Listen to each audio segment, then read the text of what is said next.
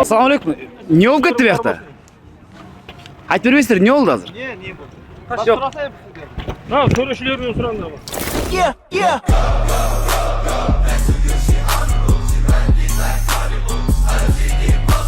Assalomu alaykum tug'anlar. Bugun buyursa kechuvchi Betesh finalning oldidagi oxirgi o'yin Rossiya qurama komandasi va Qirg'iziston qurama komandasi Go'kburi bo'yicha Betesh bo'ldi. Yarim final o'tqani finalga chiqadi. Finalda Qozog'iston hozirli jeng olishdi Turkiyani. Demak, bu rizqqa Betesh bo'ldi deb o'ylayman. Kecha kuni Rossiya komandasi O'zbekistonni jengdi. Yaxshi bo'ldilar ekan. Shunda hozir Betesh qanday bo'ldi? Boldar qanday oldi? Mane qanday?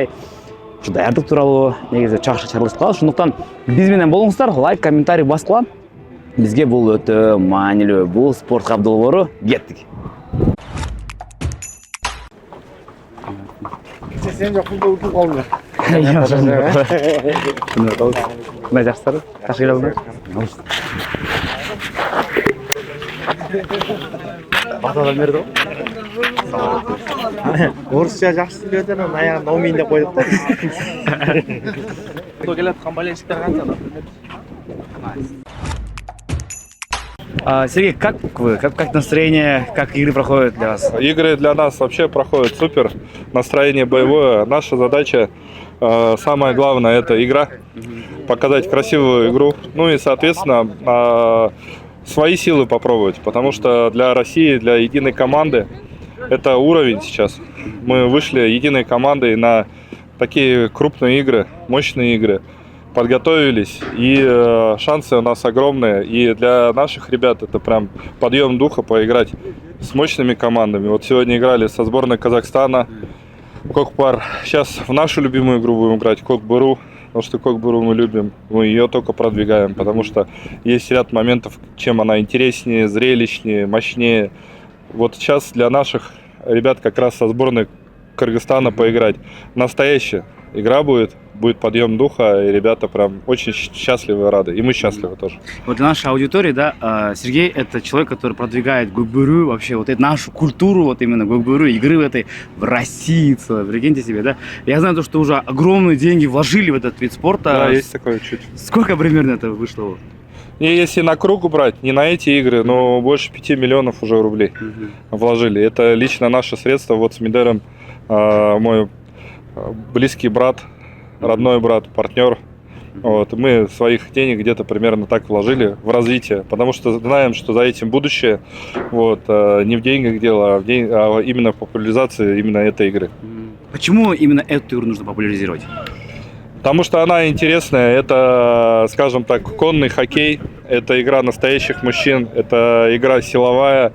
Ну, я считаю, что Тай-Казан и правила вот эти 15-15-15 минут, они дают огромные шансы для победы или перестраивания тактики или определения своих сил.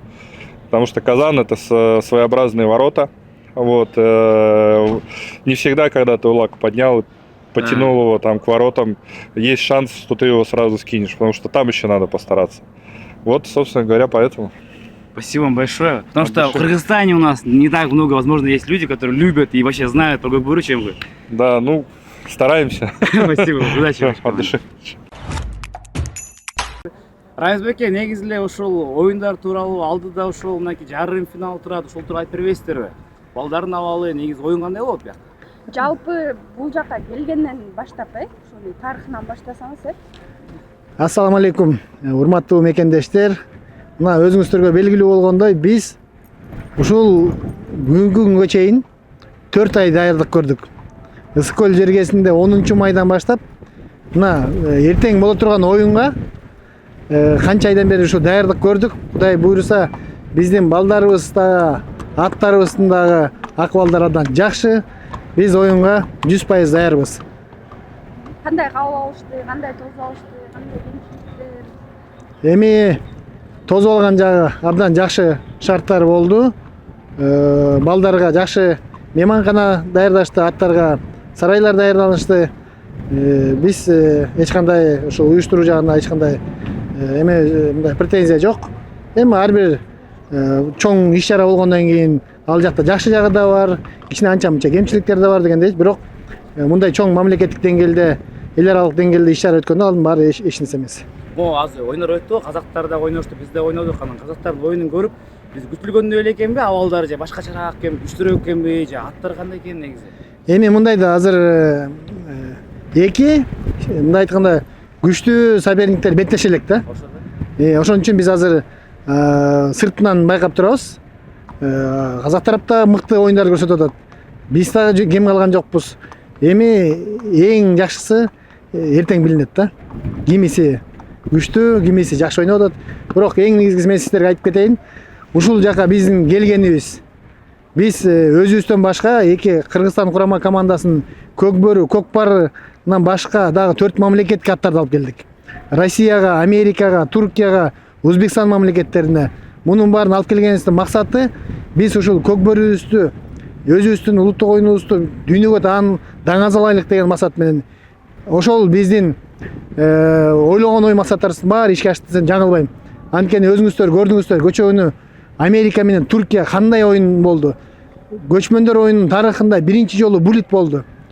1-1 эсеп болуп, Туркия мамлекети булиттен жеңишке жетип, жанагы Американын капитан командасы шороктоп илеганы кандай деген бул бизге мындай айтканда көкбөргө күйүп ошол утканы келген мисалы Лет Хау деген биздин жанагы досубуз да. Эми жалпы күйөрмандарга мындай айтканда көкпар ойногон казак бир туугандарга дагы биздин казаныбыз жагып атат да. Алар мен ишеничтүү түрдө айта алам, 90% казан оюну жакты. Күйөрмандарга өзгөчө. Биз ар бир күйөрмандар менен сүйлөштүк, жетекчилер менен сүйлөштүк. Алар дагы ошол казанды колдоп атышат. Кудай буйрса мен ойлойм, келечекте ошол биз бир эле эреже менен ошо казан ойнойбуз деген мындай чоң тилектерибиз бар да. Как зовут? Ильдар. Ильдар, мы видим то, что сборная России очень хорошо подготовлена. В целом хорошая игра, мы это видим. Вы из Башкирии, да? Россия, Башкортостан. Башкортостан? Башкортостанда ушул көкпар дейт, көкбөрү ойнойбу негизи? Көкбөрү ойнойт, мына уже 21-жылдан биринчи тапка келдим ушу көчмө оюндарга энди. Сбор өттүк Кыргызстанда чулпан Шундан соң мында келдик энди. Көкпарды ойнойт, көкбөрү. Мен ойнойм көкбөрү. Канча жыл болду ойногонуңузга?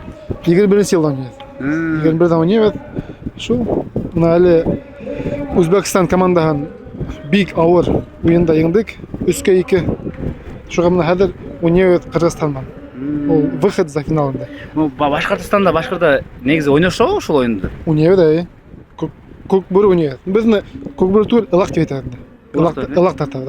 Казан бар, Казанга. Ийгиликтер болсун анда сиздерге. Кыргызстан менен оюн кандай болот деп ойлойсуз? Кыргызстан менен оюн биздин болду. 16 август болду Башкор атында. Шунда Кыргызстан менен Казакстан менен өттү энди. Казакстан Костанай областы. Бул биринчи болду, биз Башкортостан экинчи болдук. Макул, ийгиликтер болсун сиздерге. Амин. Дастан мындай суроо 2016 ойноп баштагансың, ошол убакта көчмөндөр оюндары болуп, мактап жүргөндөн кийин Рустам Тыналиев, андан кийин Сейитбек, Нуржан уже булар жылдыздар болуп калган да. Бирок азыр сен мындай булардан жашырааксың да, андан кийин биринчи көчмөндөр оюндары сен үчүн кандай болот? Булар менен чогуу ойнош кандай экен негизи? Бул байкелер менен чогуу ойнош аябай эле жакшы экен, сыймык биз үчүн эми бул байкелердин орду аябай өйдөдө турат. Көкбөрүнү ушул деңгээлге алып келген ушул байкелер. Ошолордун арасына кошулуп ойногонум аябай сыймыктанып атам. Тактикаларын үйрөтүп атат, жүрүм турумду, атты кандай башкарыш керек, бүт жагынан акыл насаат айтып атышат. Ушу байкелерге чоң рахмат. Ошол кайсыл буга чейинкилерденчи кайсыл улакчын ошол оюнун көрүп мындай. Баарын эле жакшы ойногондор толтура да бизечи арасынан кимди көрүп жактырчы эне? Бул жерде бардык байкелер мыкты, көкбөрчүлөрдү салыштырыш кыйын чынында. Ар кимдин өзүнчө ыкмалары болот. Мисалы Айдынайымге да ойноп калам, Айдынайымга киргенде Кубантай байкенин ар бир жекеме-жекенчи байкелердин кандай өзгөчөлүктөрү бар, ошолорду көрөм.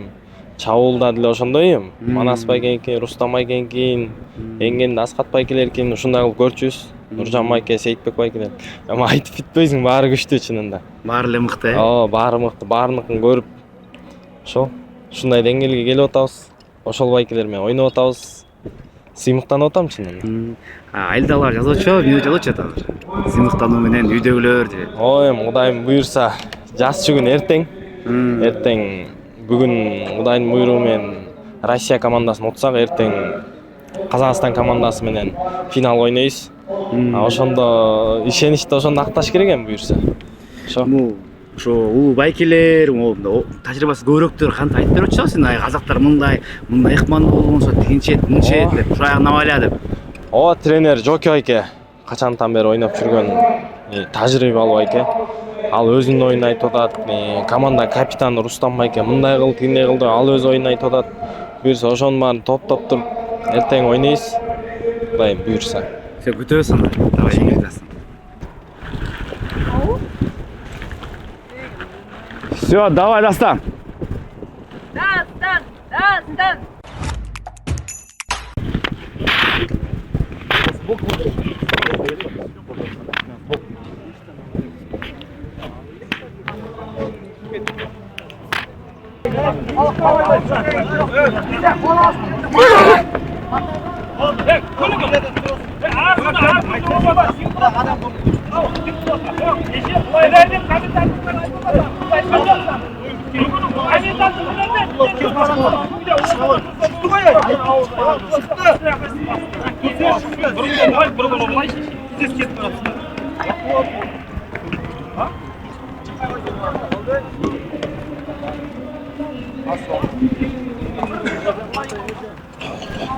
Assalomu alaykum. Ne oldu ketdi bu yoqda? Aytib berbeysizlar, ne oldu azыр? Төрөшүлөрүнөн сураңдар. Bir күнү булай Көчө азыр Казакстандын оюнчулары ошол калыстыкка нааразы болуптур. Бүгүн мындай калыстык кылат, бир күнү мындай кылат деп. Бирок комментарий берүүдөн баш тартты, сүйлөбөйбүз деп койду да. Неге сүйлөбөйт билбейм, бирок айтып койсо деле жакшы болмок. Биз түшүнмөкпүз да эмнеге нааразы болот деп.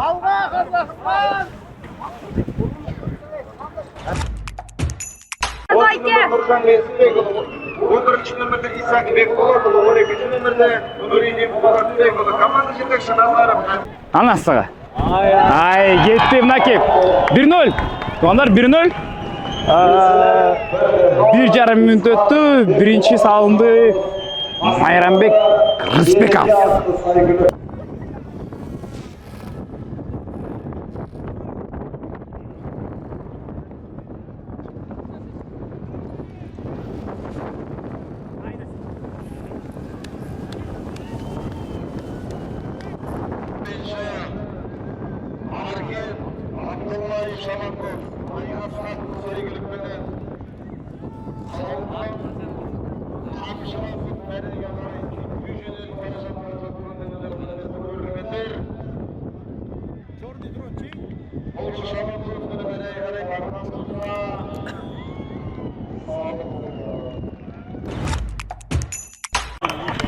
Kim salып кетти? Дастан салган тура өтө. Дастанбы? Эрлан эке, кандайсыз? Ассаламу алейкум. Керемет го? Кереметке. Мындан өткөн керемет барбы? Жок. Бара келди. Дастан. Өзүбүздүн Дастан монтип өтүп атса кандай керемет болбойт деп коеюнчу. Жыргала, эми ушундай эртең болсо эми? Керемет. Буйрса, шүгүр. Буйрса. Мына Эрлан эке, сиз дүнүңүздү ар дайым угуп жүрөсүз, анан бияка келгенде башында сүйлөп атканыңызды уктук, анан бир убакта жооп кеттиңиз да. Эмне бербейчи эмнеге? Кыргызда ойнодук кандай качабы? Эми бул жагынан мен мондай маалымат берейин. Тоо терин айтайынбы? Бул эми бүткүл дүйнөлүк көчмөндөр оюндары болуп аткандан кийин расмий казак тилинде, расмий орус тилинде, анан канча 89 мамлекеттен келип аткандан кийин англис тилинде болуп атканы эле туура болду. Ошондуктан ага көп капа болбоңуздар. Мен да капа болбойм. Бирок эми казак тилин түшүнөбүз да баарыбыз эле. Башында аракет кылып, тиги кылып кичине жардам берели дедик, бирок ошентсе да кичине тарыхыбызды, казак менен кыргыздын ортосундагы домбуранын 2 кылындай, комуздун 3 кылындай, Муктар Шаканов менен Чыңгыз биздин бабабыздай сонун нерсе тарыхты айтып отурсак жакшы болмок атаганат. Бирок анын бир дагы тарыхыбызды, достчулугубузду, кылымдарды карыткан, алыш беришибизди, эки көздүн карегиндей мамилебизди айтпай калганыма өкүнүчтүмүн. Бирок ошентсе дагы бул казак боордошубуздун комментатору ошондой даражага жетет деп ойлойм буюрса. Анткени тарыхыбызда бир Өрүшүбүздө малыбыз бир, саждада башыбыз бир. Аттиңай бирок ошентсе дагы керемет. Жок дегенде ошол рот менен да башында ошол жана бата кылганда, командалар чыгып келатканда ошондо сиздин үнүңүздү кайтып угуп турсак депчи. Кудай буйрса 2 жылдан кийин кайрадан тизгин, көчмөндөрдүн тизгинин мамлекетибиз Кудай буйрса кайра колго алат деген мына жакшынакай маалыматтар бар. Ооба. Келечек алдыда буйрса. Башты жерге салбайбыз. Болду Эрдобек, эми күтөбүз сиздин үнүңүздү кайрадан эле. Деңсаулыкта бололу, баарыбыз аманчылыкта бололу, ат үстүндө, нарк насилде, үрп адатта дегенче болбой Кыргызстан дагы бирди салды. Боюнча Көкбөрү Тайгазан эреже боюнча жекеме жеке 3-катар саны Тургунбаев Ержан Краз менен чыкты. Россия курама командасынан номинациясын бир карап койгулачы. 2-катар саны менде тизме жок аттиңай. 3 жок, ал Кыргызстан 3, Россия 2-катар саны. Эми бул Россия курама команданын составында өзүбүздүн Кыргыз Россиянын атынан чыгып жүргөн бир туугандарыбыз, өзүбүздүн инилерибиз чаап жүрөт.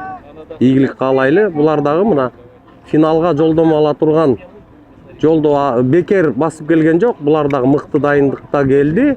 Россия курама команданын жетекчилери Сергей жана Медер генеральный секретары өздөрү оюн талаасында жүрүшөт. Мына маңдайда машыктыруучусу менен бирге терең алгыш айтуубуз милдеттүү түрдө керек. Бул оңой эмес. Россия командасында Россия жекеме-жекеде Кыргыздын Кашкаты БТР ойноп жүрөт. Бул БТРды биздин да жекеме-жеке чеберлери, мыкты чеберлер ойногон. Дагы бир жаңылык айтып кетейин, урматтуу Көкбөрү күйөрмандары. Кудай буйрса, бул көчмөндөр оюнда, эгер мен жаңылбасам, жекеме-жеке мелдеши да бар экен.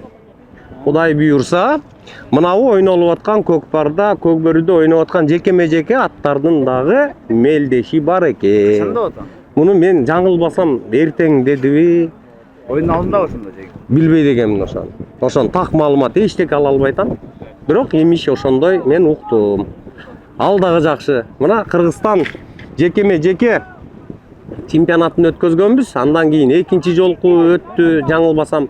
Эң биринчи жекеме-жеке чемпионаты Ысык көлдө өткөн. Эми жекеме-жекеден алды 2-катар саны Кудай буйрса баратат. Бет алды. Так, Абдыкалил уулу Бексултан, Акбуура. Ат тизгинин буура тартты, силкиди. Оңго басып алып, ой кереме. Куйругун кой коңдото. Ай, 2-катар саны Абдыкалил уулу Бексултан. Ай. Жекеме-жекени кызыктыруу максатында алып келди көрүнөт. Акбуура менен жөн эле чыгып кетмек, бирок эми тилекке каршы. Россия курама командасы сонун кийип койду, аутка чыгып кетти, кайрадан жекеме-жеке. What's your name? Lucas. Lucas. Lucas Podolski. Lucas Podolski. Lucas. Yes, sir. Your surname? Parsons. Parsons. Okay. What do you think about this game? This game, Kokburu, I love it. I was in Kyrgyzstan for 2 months, watching some games for fun, and then now I'm here seeing the real thing. I love it. It's awesome. And one question, and important for all people, you know, Yeah. Kokpar or Kokburu? For me, it's not even close. Kokburu. Why? Yeah, I think he's more entertaining. He's more fun when they go to throw the goats or the pig into the ring. You know, some action. It is entertaining. Yes, and I am also Team Kyrgyzstan. Are you supporter of Kyrgyzstan? Yes, I am supporting Kyrgyzstan. Yeah, so good. Congratulations. Thank you so much. Rahmet. Good luck. Биринчиден аяктады, эсеп 5-3. Мынакей ушундай 2 улак артыкчылык менен биздикилер алды да. Мына көрүңүздөрбү? Ойноп атат. Россиялыктар ойноп атат. Кадимкидей эле. Азаматтар эмне дейбиз эми башка? Жакшы болуп атат. Оюндар жакшы болуп атат. Буюрса эртең финалдык беттеш. Финалдык беттеште экөөнү тең Кыргызстан, Казакстан командалары чыгып турган учуру. Азырынча баары жакшы. Эки жактан тең эч кандай бир жоготуулар, ат жактан, балдар жактан кырсыктар катталган жок. Эки тарап тең толук түгөл баары. Эми эртең финалдык беттеш көрсөтөт бизге. Себеби бул эки командага азыр өтө анализ бериш кыйын болуп атат. Себеби деген буга чейинки тайпалык оюндарда буларга эч бир тең ата келген команда болгон жок экөөнө тең. Ошол себептен азыр тигил бул деп айтыш бир аз эртерээк болуп атат. Бирок өтө кызыктуу оюн болушу бул 100%. Бирок казактардын эң эле артыкчылыгы эмне деп ойлойсуз неге? Артыкчылыгы жок, артыкчылыкты эле өтө көргөн жокмун. Жерге катуу иштеп атат чын-чынында. Анан бирок мен өз жеке оюн боюнча биздин жекеме-жеке аттары артыкчылык кылып турат деп турам. Көкбөрүдө дагы, Көкпарда дагы. Могу көчмөдө ойнордочу. Сизге унаки кайсы оюнчунун оюну көбүрөөк чогулат биздикилерден? Ошо ынанып, керемет келиптир деп. Кайсы бир экөөнү айтсаңыз эмне болот мындай? Сиз күтпөгөндөрдөн балким? Күтпөгөндөрдөн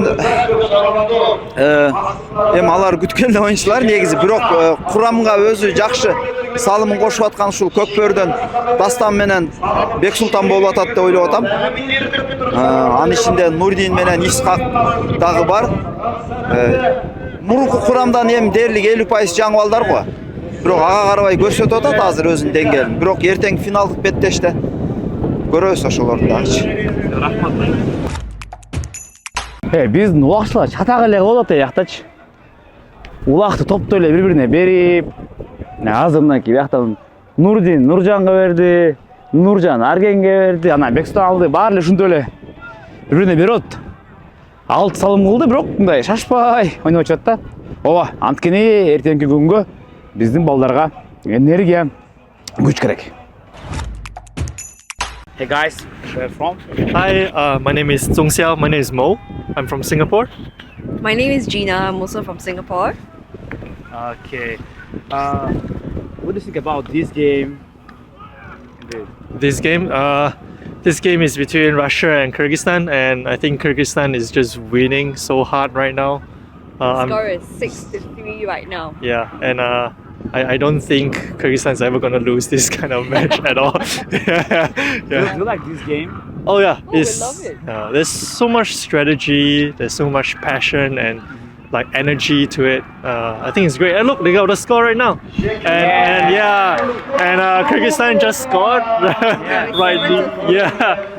It's so action filled. Every minute of it is just filled with action, and us watching, we just get so much adrenaline as well. So this is great. I love it. It's my first time watching Cock Peru here. Yeah.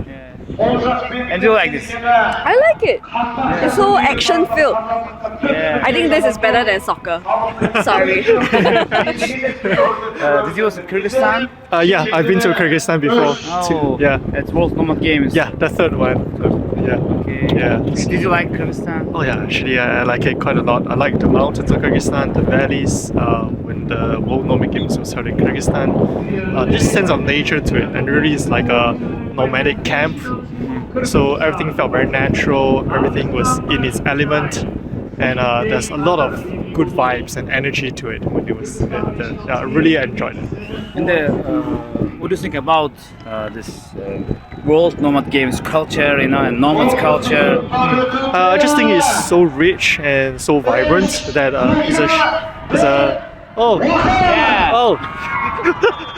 in the course of this interview, Kyrgyzstan just scored twice. I'm sorry. It's okay. Yeah, so I think nomadic culture, I mean, this is really where human beings came from, right? It's the original culture of us humans. So I think what we're witnessing here is really how we all were thousands and thousands of years ago.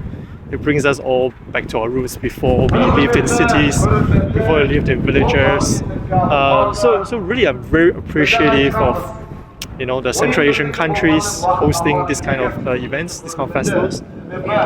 I echo his thoughts. I mean, I think the nomadic culture is just so amazing. It's so rich, as he said. This is something that we will never ever see we have not seen in Singapore. So I really appreciate this opportunity. Yeah. Thank you so much, guys. Thank you so much. See you soon in Kyrgyzstan. Yeah? Yeah. See you. See you in Kyrgyzstan. Come to Kyrgyzstan. Yes, of course. 6 World Nomad Games will be in Kyrgyzstan. Of course. We're looking forward to it. See you there, man. See Yeah, you there. welcome. Мынакей туғандар, бүгін беттеш аяқтады. Кыргызстан құрама командасы 11-6 есебінде жеңіп алды. Бұл беттеште біздікілер эми өтө кыйналган жок, көп кыйналбай, жакшы оюн көргөзүштү. Эртеңки оюндун алдында мен ойлойм, балдар даяр. Балдар табында экен, астар табында экен. Кудай буйрса, бизге катталыңыздар, достор, катталып, лайктан баскыла, бизге бул өтө маанилүү. Кетти, кыргыз спортун даңаз алайлы. Бул жанагы ошол биздин командалар ойноп аткан муляж. Өзү 31 килограмм деп баян көргөнбүз. Бир толук стандарты бар, өзү мынакей резинадан жасалган. Катуу. Негизи чыныгы ошол жанагы улак менен ойногондо оңоюраак, анткени сен жүнүнө кармасаң болот, бүт жагына кармасаң кете берет да. Бияктан ошол ширактарынан кармаш керек да. Ошол жагынан кичине оорураак. Бирок биздин оюнчулар дагы көнүштүр. Толугу менен көнүп ойноп атышат. Анан бүгүн ошол краскалап коюштук, колумдар карап калды. Кече күнү соц тармактарда окусаңыз да керек, ошол биякта казактарлар дагы баары ошол күлүп башташкан, бул эмне деген муляж депчи. Чочко окшош экен деп. Мына бүгүн карайтып коюштур. Мындай куйкалаган мындай. Эми заман ушундай экен, башкалар шок болбосун деп биякта элестеткиле отурат дейт. Америкалыктар отурат, европалыктар отурат. Алар көрөт, анан кийин шок болот да, биз эгерде чын эле мактан туттуп бир койду менен эчкини муздап туруп ойносок, элдин баары шок болбойбу, эч качан бул оюнду кабыл албай коет да. А мындай муляж деп койсок, кичине кабыл алат да. Бирок кантсе дагы эмне бул реально эле ошол силерде ойнойбу деп сурап атышпайбы?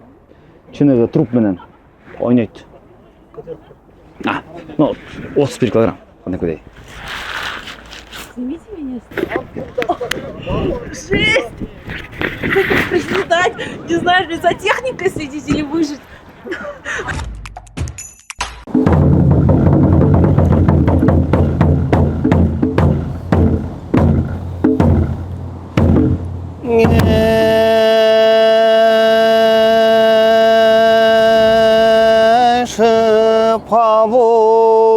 Kudaydan çayırdın boyuna çığnap alla bütüptür taş kursağı çoyulup aradan etin ay ötüp ay büksörüp gün ötüp. Билесиздер туугандар, ошол быйыл эле апрель айында Астанада так ошол борборунда Айкөл Манастын ушундай эстелиги курулган.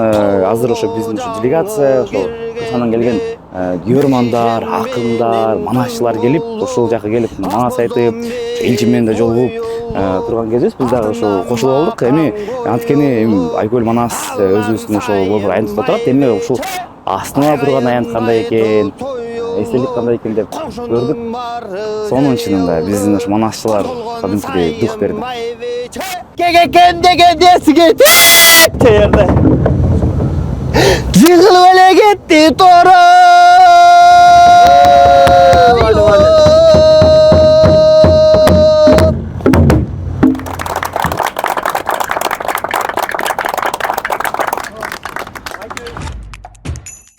Туугандар, биз азыр ошол өтө популярдуу болгон этно айылга келе атабыз. Карасаңыздар, өтө мындай туура жайгашыптыр. Биякта мына артында эле жакын жерде ипподром турат. Бир 3 мүнөттүк жолда. Анын жанында жанагы жааткан жер. Анан кийин жолду өтсөң эле мына жанагы этно айыл.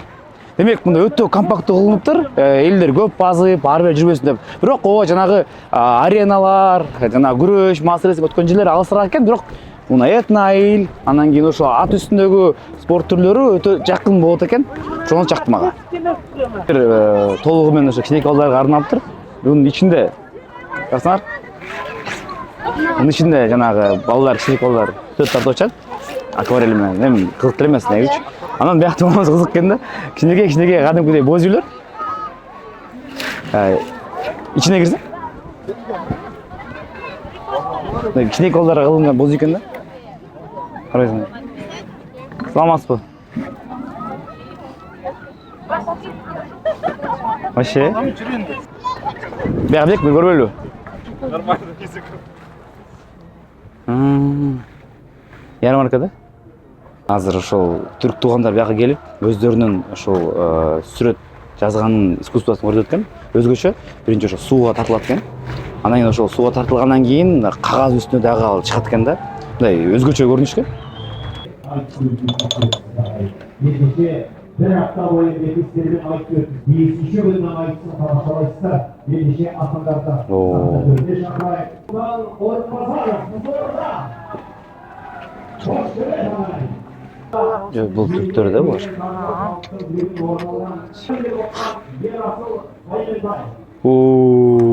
Жок азын окшойт.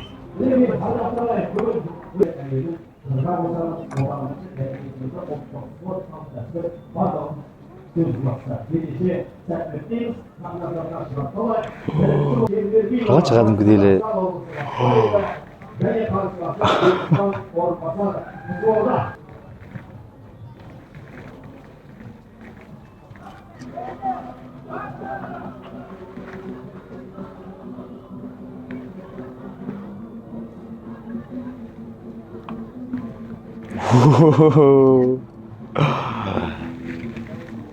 Ёлки-палки.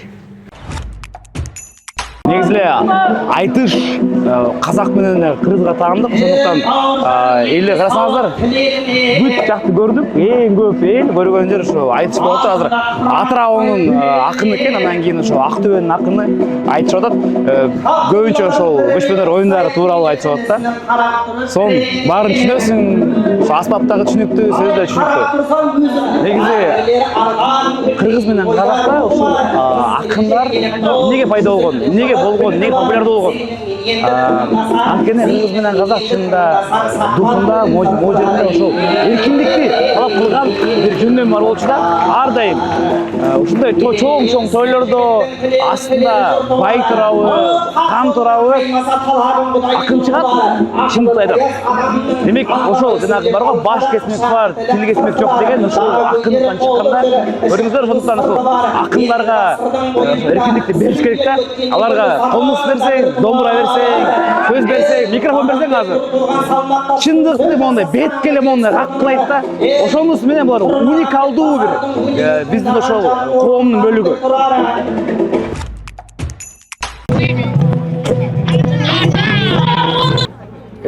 Если что, бул трехкомнатный боз экен, карасаң. Биягында экинчи комната экен, ар жагында үчүнчү комната. Ошо казактын байлары ушундай бир трехкомнатный боз алышты экен да мурун, скорее всего. Сертификаттарды тапсыруу үчүн сахнага Серик Сапиев чакырылады. Олимпиада чемпиону, Улуттук Олимпиада комитетинин вице-президенти, ЮНЕСКОнун елчиси. To present the certificate, please welcome Vice President of the National Olympic Committee, Serik Sapiev.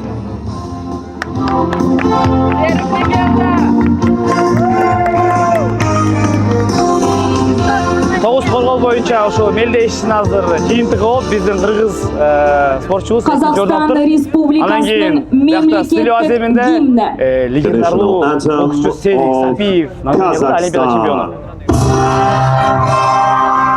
Можно фотографировать?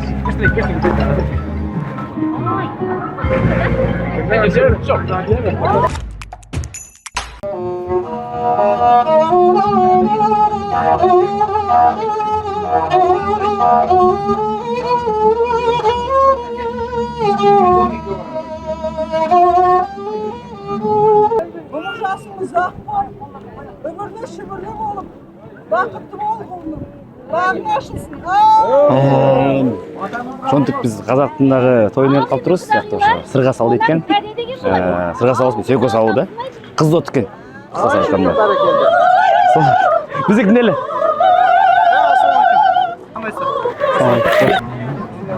Көрсө Алматыда алма көз өткөн, анткени Алматы.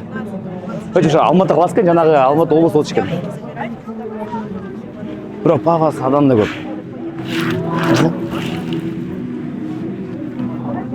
О,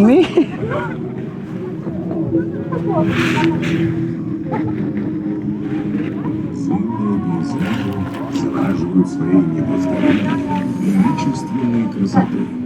Невозможно шаткий город. Галагарама калайда экрандарды коюп тур. Карагачы. Алматылықтар катуу. Зимняя сказка. Қазір не шығсын, былайда күшті. Қарсыңар. Атайын студия қойып тұр, подкасттар тартады екен. 24 KZ тартады екен. Урматтуу эке, еще келсеңер эле болмок экен мыяктан Серик менен бир подкаст урмак экенбиз.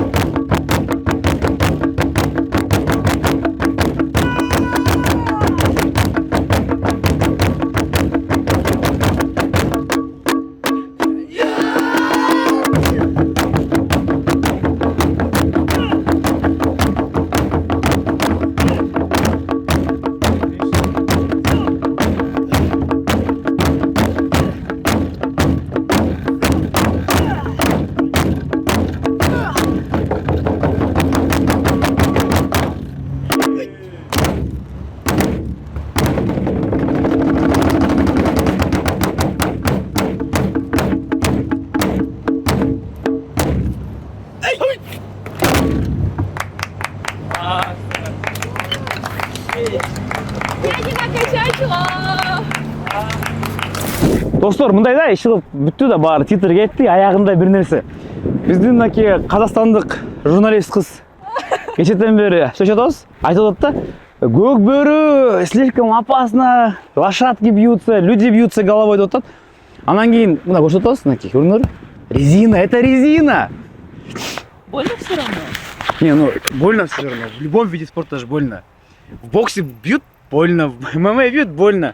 Здесь же то же самое. Но с лошади упасть еще больнее. Зрелище зрелищами, ну, не знаю. Мне нравится зрелищно, но чуть-чуть этот... В целом все сложно, все, что с лошадью связано, все сложно, страшно. Я просто хотел показать чисто то, что это не железная какая-то штучка, которую ты бьешь, и ты умираешь. Мы, ну, наша федерация, в целом наша страна такая, тоже за своих заботится, такие, давайте придумаем что-нибудь такое, что ну, не будет так травмоопасно. И вот придумали, вот это, видели, как отскакивают от него, в принципе. Так что ее бояться не надо. Если сюда закидывают эту тушу, то она может отскочить, если ее со силой бросить? Ну, по сути, да. По сути, да. И тогда гол не засчитывается? Да. Короче, такая тема есть. Вот есть туша барана, 2/3, если внутри, то засчитывается. Если там 1/3, уже не засчитывается. Интересно. Там с линейкой мерят? Ну да. А в кокпаре вот есть линия такая, да, ворота. Если вот хоть сантиметр касается вот именно линии, все, не гол. В Кокпаре прям нужно, как математика, как в геометрии, каждый сантиметр. Потому что туда и проще попасть. Куда? На землю. Ну, мне кажется, сюда легче попасть. Ты ее бросаешь, она вот так катится, а тут ты бросил, и все. Это, короче, вечный спор. Мы не спорили. Ладно, мы не спорили. Я не спорю, мне нравится. Это красиво, интересно, только чтобы вообще захватывающе. Но я человек-эмпат, которому не нравится, когда людям больно, когда лошадям больно. Все, поэтому мое мнение немножко такое на две стороны разделилось. Мне нравится, но я эмпат. Мне нравится, но я мое казахское берет такое, это зрелищно. Ну, я же современный человек все-таки, да? Да, что-то. Все, спасибо вам всем большое. Играйте в Кокпар, в Гокбөрү. Я знаю, что в комментариях у нас много и наших казахских друзей, да? Играйте в что хотите просто, и все. Смотрите, что хотите. Вот, мы продолжим насчет казана, смотрите. Видите, да? Все отскакивает. Я могу сейчас головой удариться, в принципе, если хотите. Не надо? Нет, я не хочу.